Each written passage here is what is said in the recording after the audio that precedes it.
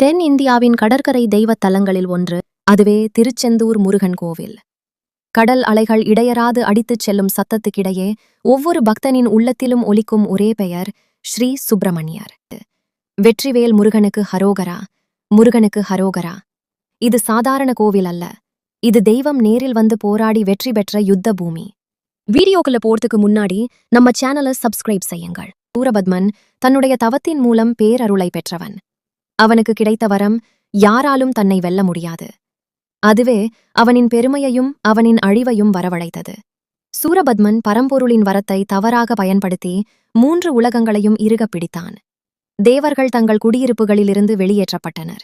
தெய்வங்களின் ஒளி மங்கியதால் வேதங்கள் கூட தன்னம்பிக்கை இழந்தன. இந்த அநீதி நாளுக்கு நாள் பெருகிக் கொண்டிருக்க தேவர்கள் ஒரே இடத்திற்குச் சென்றார்கள், இந்திரன். ஆனால் இந்திரனுக்கே எதுவும் செய்ய இயலவில்லை. உலகின் இக்கட்டான நிலையை உணர்ந்த சிவபெருமான் பின் ஒன்றை முடிவு செய்தார். அவன் கண்களிலிருந்து மின்னலாக பாய்ந்த தீப்பொறிகள் பிரபஞ்சம் முழுவதும் பாய்ந்து 6 தெய்வீகச் சுடர்களாக மாறின. அந்தச் சுடர்கள் செல்வதற்குரிய இடமும் தெய்வீகமே, சரவணப் பொய்கை. அங்கு 6 குமாரர்கள் பிறந்து தெய்வத்தோடரின் மகளான பார்வதி அம்மையால் ஒன்றுபட்டு ஒரே வடிவமாக உருவெடுத்தார் முருகன். அவன் கண்களில் கருணை இருந்தாலும், அவன் பண்பில் கொடுஞ்சக்தி இருந்தாலும், அவன் உள்ளத்தில் தீவிரமான நோக்கம் சூரபத்மனின் அயோக்கிய ஆட்சியை முடிவுக்கு கொண்டு வருவது. அதற்காகவே இளமையான வயதிலேயே அவன் மேல் கடமை என்ற பெரிய பாறை விழுந்தது. தேவர்கள் அனைவரும் மகிழ்ச்சியடைந்து திரண்டார்கள்.